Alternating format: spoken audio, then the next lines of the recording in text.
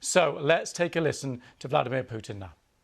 Еще раз обращаюсь ко всем гражданам России. I'm addressing Russian Благодарю citizens вас за again. выдержку, I'm thanking you сплоченность for your и патриотизм. perseverance, for your unity and Эта patriotism. гражданская солидарность This показала, civil что любой solidarity has шантаж, shown that попытки any устроить blackmail, внутреннюю any смуту attempts to обречены на провал. cause domestic discord are doomed to Была failure. проявлена I'll say высочайшая this again. консолидация общества, Highest level of исполнительной и social законодательной consolidation власти has на been всех уровнях. shown of Твердую, the executive однозначную and позицию legislature at поддержки all levels. конституционного порядка A hard заняли and общественные unequivocal position of организации, support религиозные towards the конфессии, constitutional ведущие order политические партии. was taken by Фактически все public российское organizations, religious объединила и confessions, сплотила leading главное — political parties, ответственность essentially за all отечество. of Russia's society. Подчеркну, Everyone само has начало been событий united незамедлительно and и turned приняты into все one необходимые by the решения main по thing, the нейтрализации responsibility for the угрозы, fate по of our защите fatherland. конституционного строя, жизни I'll и stress it безопасности again. наших граждан. From the very beginning, all steps were Вооруженные taken мятежи в to любом случае ensure будут подавлены. the neutralization of this threat, Организаторы to мятежа, defend the constitutional несмотря на order, the lives ответственности,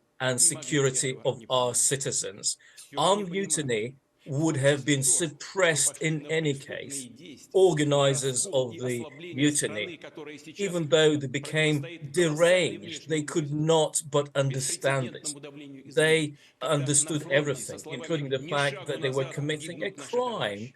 aimed at dividing our society Однако and making our организаторы мятежа, country предав weaker. свою страну, Our country, свой which is народ, now facing a предали тех, colossal кого втянули threat в from преступление, abroad, лгали людям, клали их unprecedented на pressure смерть from под огонь, abroad.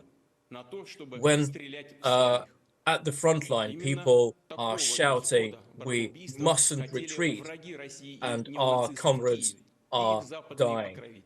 И разного But рода the organizers of национал-предатели this mutiny, having хотели, чтобы betrayed солдаты their country, России their people, they убивали друг друга, betrayed those чтобы who they've погибли involved in their crime. They военнослужащие и lied to мирные them. They жители, pushed them towards чтобы в death, конечном towards счете fire. проиграла They tried to make Россия, them shoot at their own а наше people. общество And this раскололось, is what захлебнулось в кровавых междоусобицах. what the enemies of Russia Они wanted to втирали achieve. руки, мечтая взять Brother реванш killing за свои brother. неудачи на Both фронте neo-Nazis и в ходе in так Kiev, называемого their контрнаступления. Western masters, Но and various просчитались. national traitors. They Благодарю wanted всех наших Russia's soldiers to военнослужащих, kill each сотрудников other. They правоохранительных wanted органов, специальных servicemen служб, to die. которые They встали на wanted пути peaceful мятежников, residents to die. сохранили верность They wanted долгу, Russia to присяге и lose. своему They народу. wanted our society to split Мужество, and drown in a самопожертвование павших bloody героев-летчиков interior уберегли Россию internal от strife. трагических They rubbed their разрушительных начал. hands.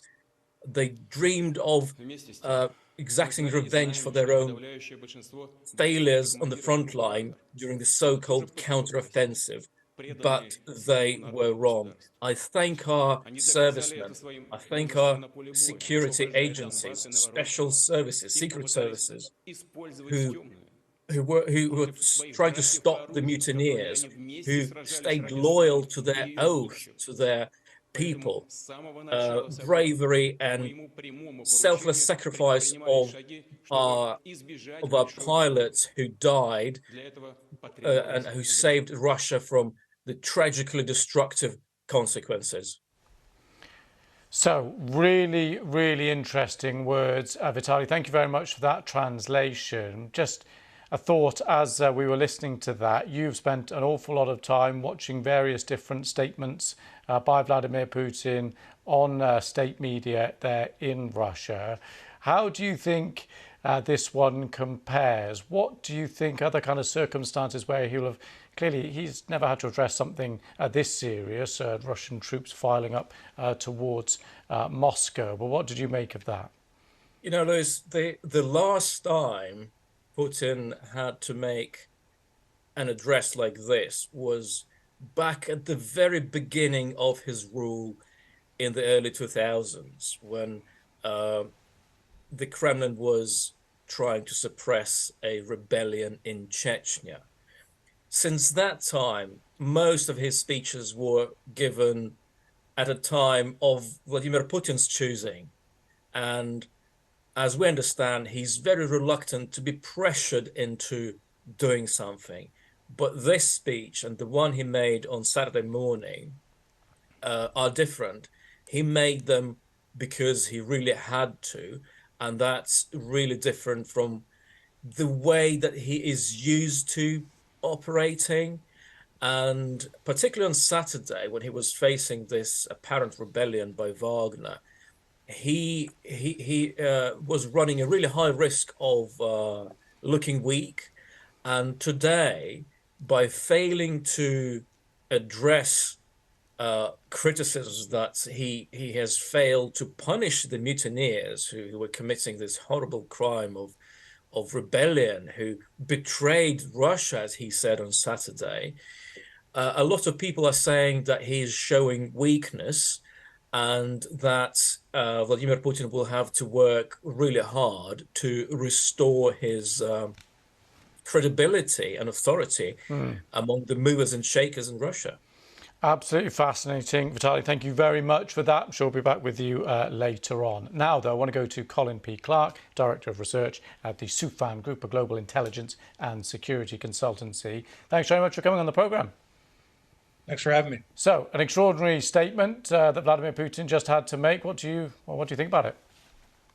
Yeah, I mean, I agree with the last presenter, which is that it shows that Putin is weak. I think more than the weakness it's revealed, and that's important for a number of reasons, but primarily because Putin surrounds his whole image as one of strength and confidence and machismo. That's shattered and tarnished. But I think, just as importantly, it shows that there's really no strategy for what comes Kremlin to fly. They were unprepared for what happened with Prigozhin. I don't think they thought he would take it nearly as far as he did. And moreover, Moscow is reliant on the Wagner Group to operate its foreign policy in many parts of the world. So without Wagner, they're at a major loss in terms of projecting influence. So, yeah, what do you think happens to the Wagner Group now? The suggestion that we heard a little earlier on that there's this deadline looming for them to be absorbed into the regular army. What do you think happens next? Well, I mean, if the Russians go that route, it considerably changes what their force posture and their military structure looks like around the world. If all of a sudden Wagner forces are reflagged as Russian military, well, now they've got an official formal presence in places like Mali, Sudan, Venezuela, Central African Republic, and elsewhere.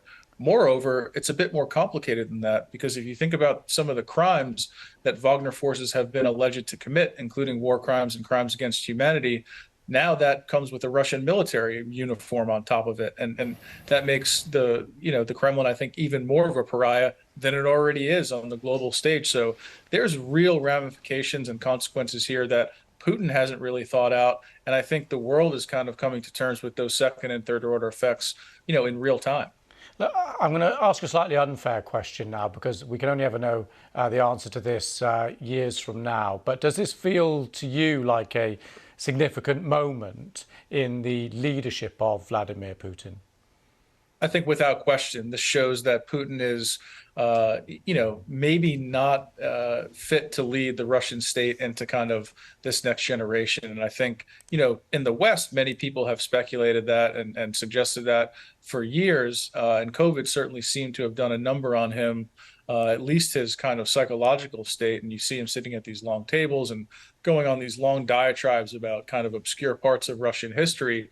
But now I think internally, even within his inner circle, there's question, is this who we want to be the public face of our country? And there could be some kind of ensuing power struggle over the coming weeks and months. And, that's really bad news for the world, because an unstable Russia with that many nuclear weapons,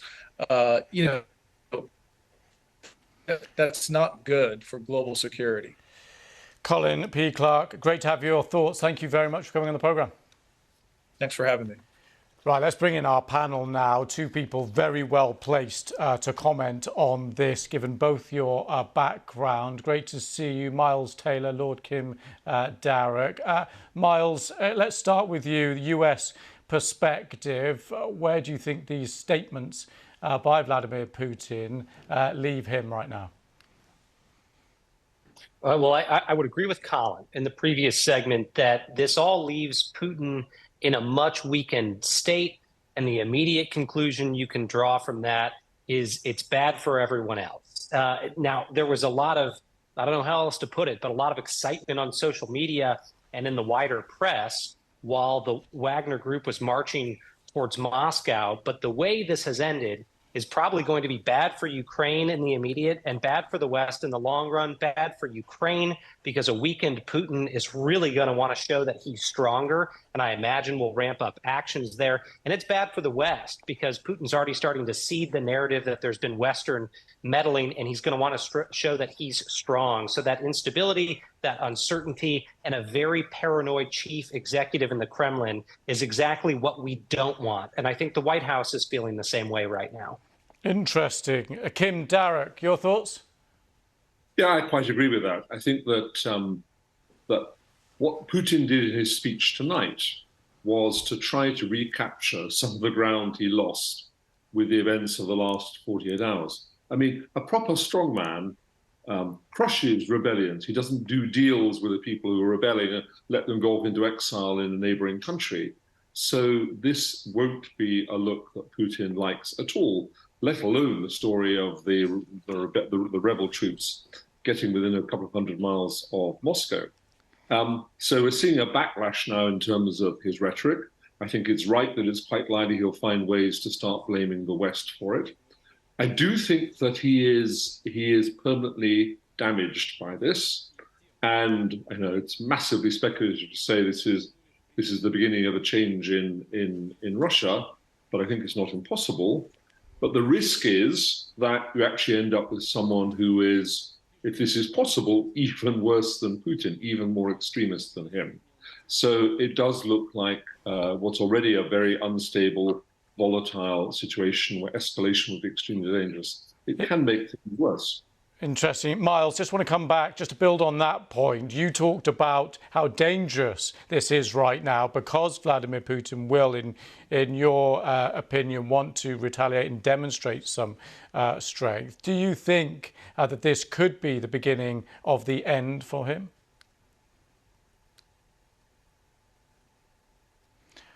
Miles, I think you have frozen. Kim, do you want to just pick up with that? Lord Kim Darek, do you think this really is the beginning of the end, or just too early to tell? This is just too early to tell. But what it told us is that there are some quite profound cracks beneath the surface. I mean, the fact that, for example, as an earlier correspondent said, that actually the Wagner troops in Rostov seemed to be welcomed by the local population. There wasn't much opposition to them as they marched on Moscow. So it suggests that Russian public opinion maybe isn't as quite behind Putin as he claimed in that speech that he's just given. There's not much sign of, in Rostov, of all the social solidarity he was talking about. Right. So that's a worrying sign for him. And this is, as others have said, probably the most difficult moment he's had for a couple of decades. And these revolutions can happen very, very gradually and then suddenly. So I'm not predicting that he's gone, but this could be the start of something. So interesting. Kim and Miles, thanks both for that.